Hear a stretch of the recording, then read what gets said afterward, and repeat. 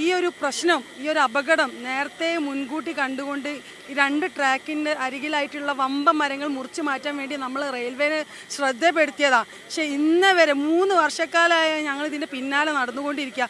ഇന്ന് വരെ ഒരു മാറ്റം റെയിൽവേൻ്റെ ഭാഗത്ത് നിന്ന് ഉണ്ടായിട്ടില്ല എന്ന് വേണം പറയാൻ.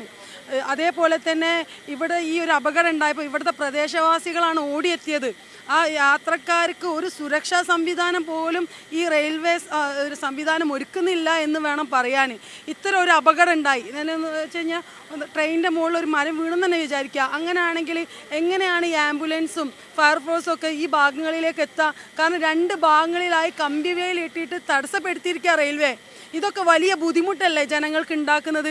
മാത്രമല്ല നമുക്കറിയാം പല പ്രദേശങ്ങളിൽ ഇത്തരം പ്രയാസങ്ങളും ആ പ്രദേശമുള്ള ആളുകളൊക്കെ അനുഭവിക്കുന്നുണ്ട്.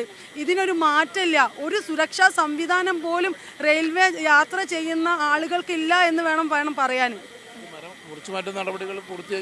ഇവിടെ മരം വീണിട്ട് ഈ റെയിൽവേ അധികൃതർ എത്തുന്നതിന് മുന്നേ ഇവിടുത്തെ പ്രദേശവാസികൾ ഓടി വന്നിട്ടാണ് വരുന്ന ട്രെയിൻ തടസ്സപ്പെടുത്തിയതും ട്രാക്കിൽ വീണ മരം മുറിച്ച് മാറ്റുന്നതൊക്കെ ഈ പ്രദേശവാസികളാണ്. എന്നതിന് ശേഷമാണ് ഇവിടുന്ന് റെയിൽവേ അധികൃതർ എത്തുന്നത്. അതല്ലെങ്കിൽ ആ ജനങ്ങൾ ഇവിടെ പൊതുജനങ്ങൾ ഇടപെട്ടിട്ടില്ലെങ്കിൽ വലിയൊരു ദുരിതത്തിന് ഈ രാജ്യം സാക്ഷ്യം വഹിക്കണേ.